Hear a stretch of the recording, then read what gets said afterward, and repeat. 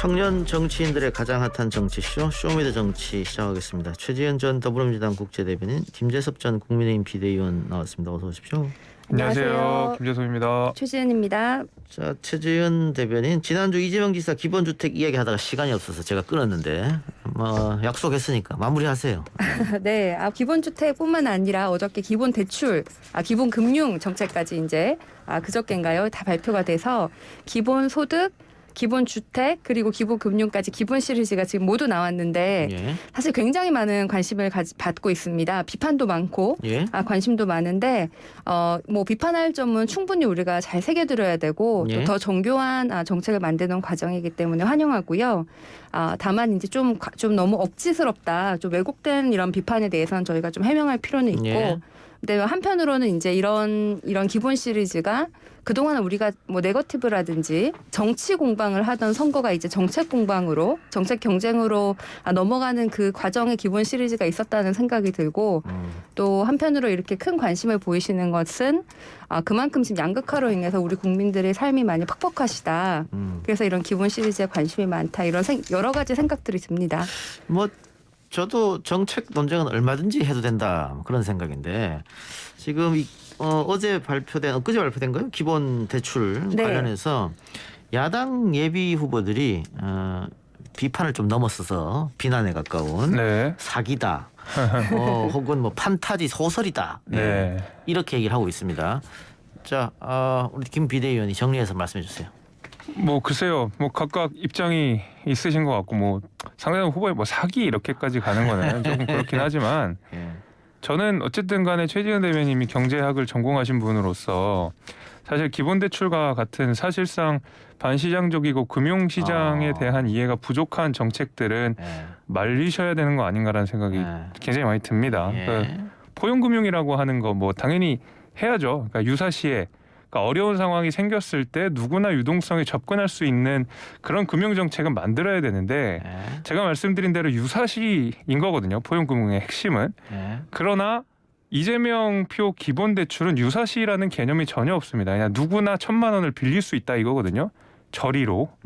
이게 금융의 시장에 대한 이해가 전혀 베이스가 없는 상황이라고 돼서 저는 이 포용금융 정책 자체를 주장하시는 건 굉장히 좋은데 기본대출은 너무 그거랑은 전혀 상관없는 터무니없는 정책이다라고 비판을 하고 싶습니다. 알겠습니다. 일단 반박하시기 전에 김 비대위원 이야기처럼 사실은 정책에 대한 비판 이렇게 하는 게 맞거든요. 그런데 상대당 후보가 내놓은 대표 정책에 대해서 아무 말 대잔치, 사기, 판타지 소설 이렇게 하면 다음에 본선 올라가면 또 그 후보한테도 또 그대로 공격이 갈 수도 있잖아요. 그래서 이런 워딩을 좀 안 썼으면 좋겠다, 후보들끼리는. 그런 저도 동의하고요. 예. 문제점을 지적해야 그쪽에서도 변명을 하지. 예. 그냥 사기꾼이다 이렇게 해버리면 내가 사기꾼이 아니라는 걸 증명해야지 정책적으로 뭐가 옳다 그르다를 예. 판단하지 못하니까 저는 좀 그런 건전한 정책 경쟁은 굉장히 저도 환영합니다. 예, 자 반박해 주세요. 네, 저도 지금 김 위원장님 말씀하신 것처럼 이게 너무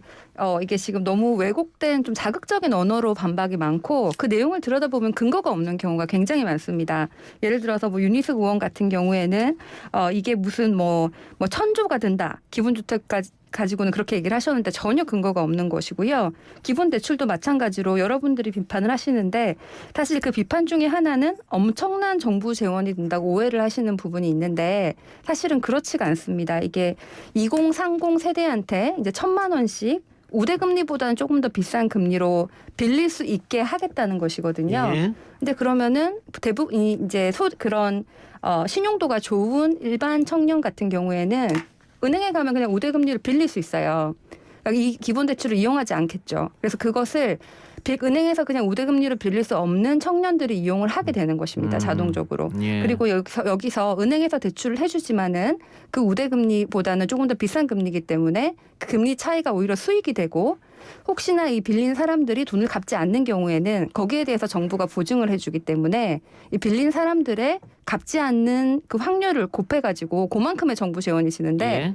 사실 이것을 계산해보면은 우리가 지금 충분히 지난 다른 그런 금리와 똑같이 이렇게 계산을 해보면은 이 만약에 갚지를 않아서 정부가 보증을 해주는 그 비용이 발생하더라도 알겠습니다. 그것이 예. 수익보다 작다. 그래서 이게 수익으로 충분히 커버가 되고 재원이 필요하지 않은 정책이다라는 말씀을 드립니다. 자, 이 논쟁은 오늘 뭐 네. 캠프 대표로 나온 건 아니니까. 예. 뭐 저도 지금 간단하게 반박드리면 짧게 하겠습니다. 해주세요. 예. 네.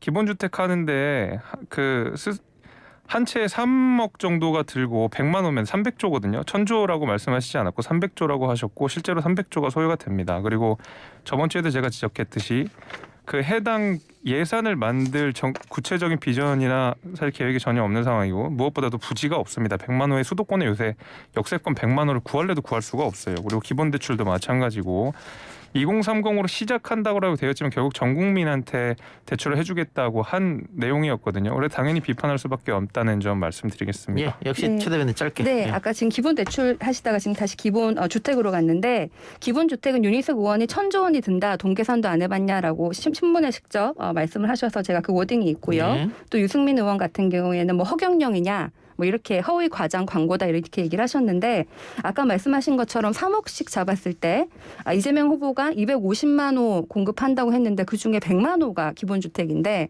그러면은 만약에 3억이라고 하면 이게 300조가 드는 건데 이게 5년간 나눴을 때 1년에 한 60조 정도 든다고 추산을 할 수가 있는데 그 60조는 그 기본주택에 들어오는 사람들이 본인 부담금이 있어요. 거기서 이제 뭐 월세라든지 본인 보증금이라든지 이런 거를 빼고 그 나머지가 재원에 드는 것이고 지금 현재 공공주택은 주택도시기금을 활용해서 짓고 있는데 올해 주택도시기금의 여유자금이 55조가 넘습니다. 그래서 이거 기본주택을 할 돈을 예, 충분히 커버하지만 뿐만 아니라 뭐 자산유동화증권이라든지 공채 발행 등의 다양한 금융 관련된 재원 마련 방안이 충분히 다양하게 확보되어 있다는 말씀을 드립니다. 이거 뭐 반박해야 됩니까? 네. 반박하면 또 재반론 줘야 되니까. 예. 예. 아무튼 공공주택은 지금 현재도 예. 한 호당 1억 2천만 원의 부채가 있다는 사실을 말씀드리겠습니다. 알겠습니다. 자, 방금 저희가 우원식 이재명 캠프 선대위원장 인터뷰했는데 경선 불복 논란에 대해서는 여기서 좀 마무리하는 게 좋겠다. 예, 이렇게 이야기했습니다. 더 이상 논란이 없다고 보면 됩니까? 그러면? 저는 논란이 없기를 바라고요. 예. 사실은 민주당 같은 경우에는 노무현 대통령 때도 그렇고 뭐 2012년 때도 그렇고 우리가 그 진보는 분열하면은 망한다라는 것을 체득했고 예. 그런 예. 학습 효과가 있기 때문에 예. 지금 우리 내부 경선이 이제 지금도 치열하지만 예. 앞으로 더 과열될 가능성이 있는데 그럼에도 불구하고 우리 민주당 지지자라면은 경선 불복만큼은 정말 용서할 수 없고 그 얘기가 나오는 것 자체가 지지자들의 등을 예. 돌릴 수 있는 일이기 때문에 양쪽에서 좀 이런 얘기는 해서는 안 되고 빨리 정리가 되어야 된다고 생각을 합니다. 알겠습니다. 뭐 민주당은 경선이 한창이니까 이렇게 경선 불복 이야기까지 나오고 있는데 국민의힘은 경선에 들어가지도 않았습니다. 시끄러운 것 같습니다. 네, 특히 이 당 대표와 맞습니다. 그 야권에서 1등 주자 간의 어떤 불협화음이랄까요? 네. 뭐 이런 게 좀 있어요. 네. 또 특히 이제 오늘 굉장히 심해졌는데 탄핵 이야기 나오면서 더 심해진 것 같습니다. 맞아요. 예. 맞- 어쨌든 수습해야 될 것 같은데요. 마침 조금 전에 제 방송 들어오기 한 10분 전인가요? 5분 전인가요? 예. 이준석 대표가 페이스북에 자신의 이제 입장을 이야기했는데 예. 윤석열 후보 측에서 이 사과를 했다고 해요. 그래서 예. 뭐 당연히 이제 신지호 정무실장이죠. 거기를 이제 엄중히 문책을 했다고 하시고 그래서 어쨌든 봉합되는 국면인 것 같긴 합니다. 봉합되는 국면인 것 같은데 결국에는 지금 이 사달이 나게 된 것은 그러니까 이준석 대표와 윤석열 후보 간의 갈등처럼 비춰지게 된 그 기화, 예. 그 원인은 사실 경선 준비 위해서 준비한 토론회 때문이거든요. 예. 그래서 이제 아니 경선 준비비가 이거 왜 이렇게 월권을 해서 토론회를 굳이 무리하게 잡느냐 이런 비판들이 사실 당내에 있잖아요. 예. 경선 준비위 안에 있는 제 입장에서 말씀을 드리면 당시 경선 준비가 출범할 때 뭐라고 이야기를 했냐면 그 당원 당규에 정해진 그 경선 룰을 제외한 나머지 모든 사항에 대해서 전권을 주겠다라고 예. 약속을 하고 경선 준비가 출범을 한 겁니다. 예. 그래서 이 당원 당규에 그 정해진 사항은 마지막 그 최종 후보를 선정하는 그 단계에서 여론조사 50%와 당원 그 조사 당원 이 참여 비율 50%가 예. 총 100점을 계산해서 최종 후보를 뽑겠다는 그 내용을 제외한 나머지는 사실 경선 준비한테 이름을 하게 된 것이거든요. 그래서 몇 번의 컷오프를 할 건지 몇 번의 토론회를 개최할 것인지 예. 이런 것들은 사실 경선 준비위가 선관위가 출범하기 이전에 권한을 갖고 하는 게 맞습니다. 예. 예, 그래서 강행 규정은 아니죠. 물론 경선 준비가 토론을 개최한다고 해서 모든 후보들이 반드시 참여할 필요는 없습니다. 예. 강행 규정은 아니기 때문에 다만 어쨌든 우리는 다양한 후보들이 자신의 입장을 국민들한테 말할 수 있는 기회를 만들어야 되는 건 경선 준비의 의무이고요. 당연히 그래서 저희는 1차 컷오프가 있기 전에 여론조사가 이제 곧 이제 들어가게 될 테니까요. 후보 등록이 끝나면 그 전에 우리 후보가 누가 있고 그 후보가 생각하는 정책 비전이 무엇인지는 적어도 한 번은 알려줘야 된다. 한두 번은 알려줘야 된다라는 것 때문에 개최한 거기 때문에 이걸 가지고 경선 준비가 월권이라든지 이거 자체로 뭐 대표와 후보가 갈등 국면을 만들기 위해서 경선 준비가 무리하게 밀어붙인다든지 하는 거는 전혀 아니고요. 예. 이준석 대표가 지시한 사항도 없었습니다. 그냥 저희 경선 준비가 결정을 해가지고 진행을 하겠다라고 결정했을 뿐이지 이것을 이준석과 윤석열 두 투스톤이라고 부르더라고요. 요새 그 투스톤 간의 갈등으로 비춰지는 것은 좀 너무 나갔다라는 말씀을 드리겠습니다. 저도 김재섭 비대위원 이야기에 동감하는데 네. 이게 국민의힘은 경선 준비위고 민주당은 경선 기획단 뭐 네. 이름만 다를 뿐이지 하는 일은 같아요. 그렇죠. 근데 경선 준비위에서 토론 절차를 만든 것 가지고 월권이라고 하면 뭘 해야 됩니까? 그러면 뭐 어떤 일을 해야 되는 거예요, 경선 준비위는? 뭐 그러니까 아까 말씀드렸듯이 1차 컷오프에 과연 몇 명을 올릴 것이냐, 2차 컷오프에 몇 명을 올릴 것이냐. 근데 굉장히 중요한 문제긴 해요, 사실. 왜냐하면 1차 컷오프는 저희 같은 경우에 여론조사 100%입니다. 2차 컷오프 같은 경우에는 당원 30, 여론조사 70이고 예. 본선에 가야 50대 50이에요. 그건 예. 당원 단계에 정해져 있었던 예. 거니까. 그래서 여론조사 100%, 뭐 3대 7 이런 룰 전체는 사실 경선 준비에서 다 토론을 통해서 만들어진 아니거든요. 그러니까 이런 것도 중요한데 그거는 우리끼리는 중요하고 결국 국민들이 궁금해하시는 점은 국민의힘에 어떤 후보가 있는데 그 사람들이 무슨 생각을 갖고 있는데 적어도 당원들이나 국민들한테 한 번은 알려줘야 되지 않겠습니까? 예. 그래서 당연히 경선 준비 차원에서 해야 될 일을 하고 있다라고 말씀드리겠습니다. 네, 이게 근데, 왜 밖에서 봤을 때는 예. 제가 이제 국힘의 내부 상황은 잘 모르지만 당 대표를 중심으로 여러 대선 후보가 있는 것이고 그 대선 후보 중에 한 명을 이제 고르는 것이 경선 과정인데 그럼 당 대표 중심으로 이게 다 흘러가야 되는데 특정 후보가 뭐 당 대표를 탄핵을 한다는 등 이것은 뭐 당 대표 흔드는 것이 아닌가 그래서 굉장히 보기가 안 좋고 저는 뭐 국민의힘 당원은 아니지만은 이준석 대표 중심으로 좀 당이 합쳐져야 되는 것이 아닌가라는 생각이 듭니다. 이게 왜냐면요. 민주당 입장에서는 오랜만에 지금 신이 났거든. 국민의힘의 분란에 대해서. 그러니까요. 원래 민주당에서 보기 안 좋다 그러면 대부분 국민의힘한테는 호재 아니에요? 그런 것 같은데.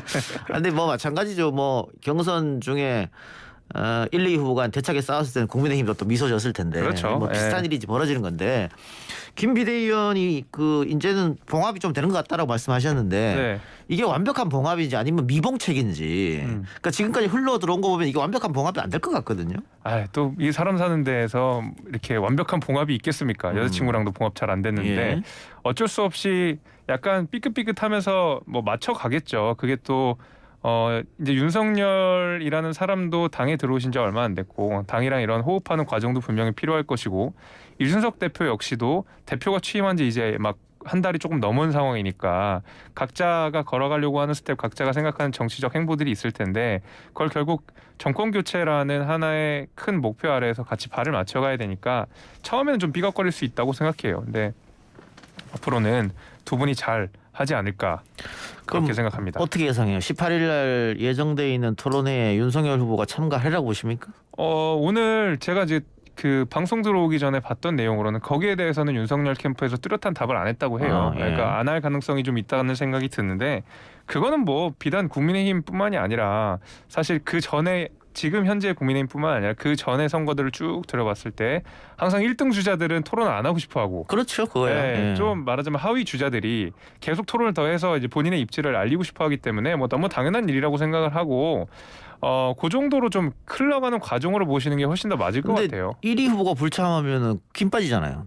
힘은 좀 빠지겠죠. 많이 빠질 것 같은데요. 좀이 아니고. 많이 빠지지만 대신에 우리 나머지 후보들이 확 뜰 수 있는 그런 재밌는 경선 토론회를 만드는 것이 또 경선 준비의 목적이겠죠. 자, 여당이 봤을 때는 윤석열 후보가 왜 토론에 참여 안 하려고 보십니까? 뭐 1위 후보니까는 뭐 당연한 거 아니냐. 뭐 일리가 있습니다만은. 뭐 지금까지 윤석열 후보가 뭐 노동자들은 120시간까지 일할 수 있게 해야 된다. 없는 사람은 부정식품이라도 먹게 해야 된다. 후쿠시마의 방사선 뭐 유출된 적 없다.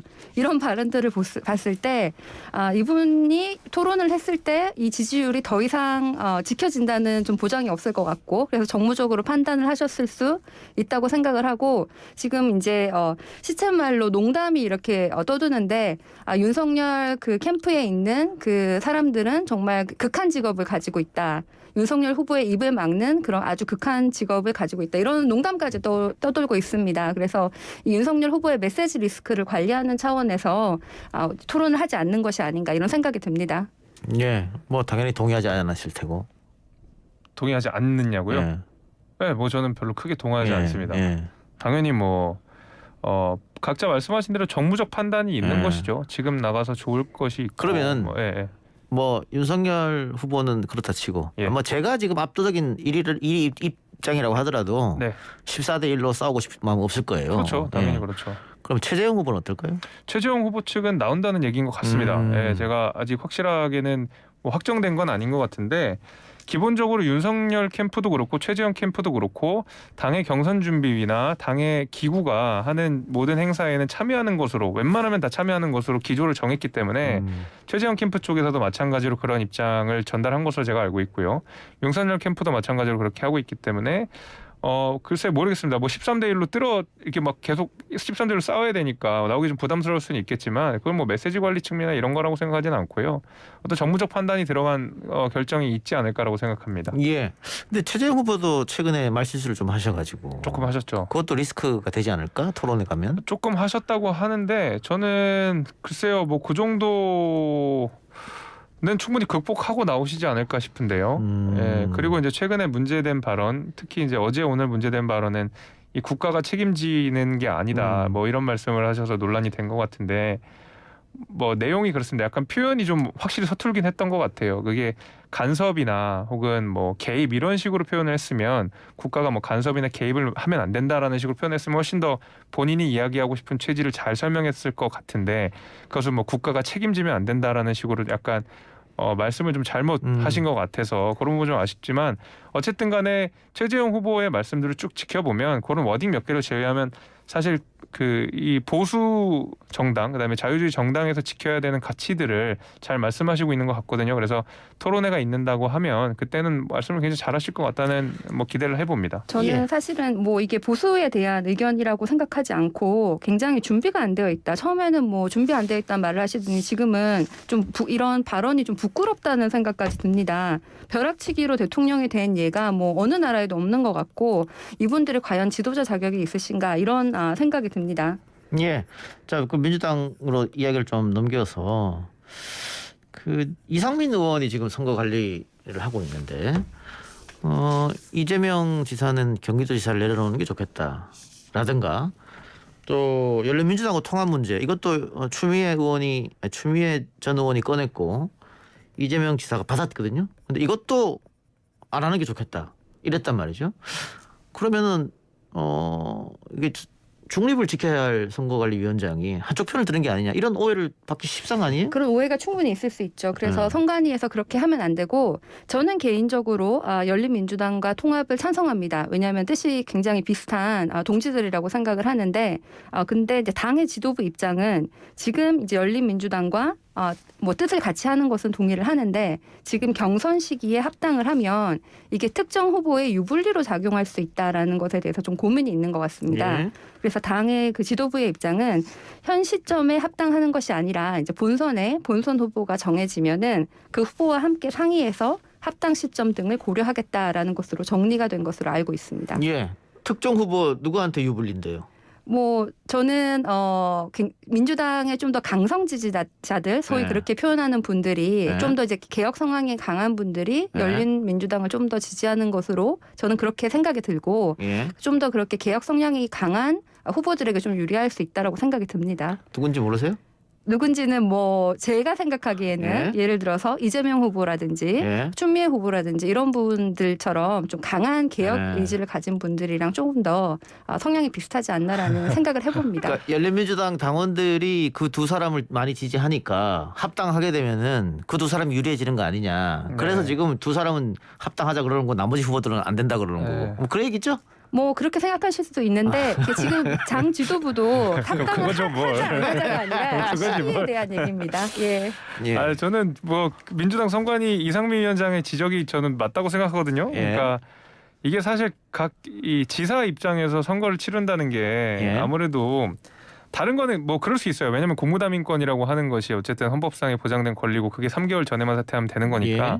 거기까지는 이해할 수가 있는데 이상민 위원장이 이야기하신 바는 그게 경기도지사 전체를 이야기하시는 것 같지는 않고 예. 이재명 지사에게 특별히 문제됐다고 이야기를 하신 것 같거든요. 예를 들면은 사실 경기연구원이라고 하는 이 경기도의 기관 같은 경우에는 경기도민을 위해서 그리고 경기도를 위해서 연구하고 뭐 해야 되는 기관인데 사실 기본소득이라고 불리는 경기도랑은 큰 상관없는 내용들을 사실 이 지사 개인의 브랜드로 만들기 위해서 경기도의 여러 가지 산하기관들을 사용한 내용들이 있거든요. 그렇기 때문에 예컨대 이제 기본소득과 관련된 뭐 그 해외 광고나 이런 문제들이 여러 번 지적되지 않았습니까? 이제 이런 것 때문에 도민들이 써야 될 돈이 과연 이렇게 홍보비로 대선 홍보비로 쓰이는 것이 맞느냐라는 지적을 이상민 위원장이 타당하게 하신 것 같고 저는 거기에 대해서 뭐 전적으로 동의하고 있기 때문에 그것이 뭐 누군가에게 유불리를 작용하는 뭐 편파적인 선관이다라고 말할 수는 전혀 없을 것 같아요. 저는 경기도지사 문제에 대해서는 사실 저희 김두관 후보께서도 옛날에 경남도지사 하다가 사퇴하고 대선 출마를 했다가 엄청난 비판을 받으셨습니다. 그래서 그 멍해를 아직도 쓰고 있어요. 그리고 이제 김두관 후보께서 지금 본인 페이스북에도 올리신 내용인데 이거 지금 이재명 지사가 경기도지사를 사퇴하라고 하는 것은 자기의 경험으로 미뤄보아 옳지 않다. 그리고 사실 이게 권력이냐 권한이냐 이렇게 보는 것의 차이인데 경기도지사 지금 권력이 아니라 경기도민을 위해서 일을 해야 되는 그 권한인데 지금 코로나 상황이 막중하고 이렇게 이 시점에서 대선 출마를 위해서 이것을 사퇴하는 것은 경기도민에게도 옳지 않다 이런 저는 입장을 거기 정리를 해주셨어요. 절대 동의하지 않고요. 김두관 후보는 그 이후에 정치 낙선 이후에 또 다시 정치를 도전했으니까 욕을 먹는 거고요. 차라리 저는 그게 진정성은 있었다고 생각합니다. 책임이라고 하려고 하면 사실 온전하게 권한대행 체제를 해가지고 자신의 권한을 다 임명해서 도정을 잘 공백 없이 이끌게 하는 것이 진정성이거나 아니면 정말을 사퇴하지 않고 대선 출마하지 않겠다라고 해서 경기도지사직을 끝까지 유지하는 게 정말 진정성 있고 책임이 있는 것이지 대선 후보를 뛰면서 경기도지사로서 중간 다리를 이렇게 어설프게 걸쳐 있게 하겠다? 그게 어떻게 책임일 수가 있겠습니까? 말뿐인 책임이죠. 그거는. 다른 나라 사례를 봐도요. 미국 같은 경우에도 뭐 클린턴 대통령도 그렇고 옛날에 부시 대통령도 그렇고 가버너 주지사를 하다가 이제 선거를 했고 그것을 뭐 그 선거에 투표용지에 두 사람을 한꺼번에 찍어야 되는 경우가 아닌 경우에는 대부분의 주에서 그것을 허락을 하고 있고 네. 다른 나라에서도 이게 이렇게 제도화되는 것은 이유가 있다고 생각하고 그럼 경기도지사를 굳이 사퇴를 해야 된다라고 하면 국회의원은 대선 출마하려면 사퇴해야 되는 거 아닙니까? 이걸 어디까지 선을 그을 건지가 좀 애매한 것 같습니다. 법적으로 국회의원은 사퇴를 안 해도 됩니다. 찾아보시면 되고요. 미국 같은 경우에도요. 주지사가 그렇게 큰 선거를 더 나가려면 다 자기 돈으로 합니다. 아니면 휴가를 쓰던가 해가지고 펀딩을 하거나 사비를 들여서 하지 경기도 이 도의 그러니까 그 주나 도의 돈으로 절대 하지 않아요. 네. 지금은 휴가를 하신 것도 아니고 경기도지사로서의 봉급과 월급을 받으시고 그 직책을 활용하시면서 선거에 임하시는 거잖아요. 미국 주지사를 비교하시면 안 돼요. 제가 이거 법적으로 아까 국회의원은 사퇴할 필요도 없다고 하셨는데 법적으로 경기도지사도 사퇴할 필요가 없는 것은 마찬가지고요. 사실 그 이재명 지사 같은 경우에는 이제 지금 경기도지사를 어떤 하시기 법 말씀하시는 때문에 거예요? 아까 국회의원은 사퇴할 필요가 없다 대선 출마할 때 마찬가지로 경기도지사도 대선 출마를 그거 하기 아닐 텐데 때문에 확인해 보셔야 될 것 같아요. 그럼 지금 이재명 지사가 불법 후보란 아니죠. 말입니까? 공직선거법에 90일 이전에 사퇴하면 되니까 그거고요. 그거 말고 국회의원 사퇴하지 않아도 되는 법이 있습니다. 그걸 확인해 보시면 될 것 같고 그건 공무담임권이라고 해서 보장되는 권리가 맞습니다. 근데 조금 더 법을 구체적으로 해보셔야 될 것 같아요. 지금 최진 대변인 말은 국회의원도 그 법에 사퇴하는 게 없으니까 경기도지사도 사퇴하는 법은 없다. 그러니까 90일 전에만 사퇴하면 되니까 그걸 지금 지키겠다 이 말씀인 것 아니 같아요. 그러니까 지금 불법 후보가 아니죠. 경기도. 아, 당연히 불법 네. 아니에요. 불법이라고 말한 적 없어요. 계속 할 수가 없겠습니다. 여기서 두 분의 토론이 너무 길어져가지고 여기서 제가 좀 끊어야겠습니다. 이어지는 이야기는 다음 주로 제가 없을 때 대타 진행 자랑 하시기 바랍니다. 저는 휴가를 떠나야 하기 때문에 저는 잘 쉬다 올 테니까 두 분이서 열심히 토론하시고 오늘 토론은 여기서 마치고 그럼 두 분하고는 2주 있다가 뵙는 걸로. 오늘 말씀 고맙습니다, 두 분. 네, 고맙습니다. 고맙습니다.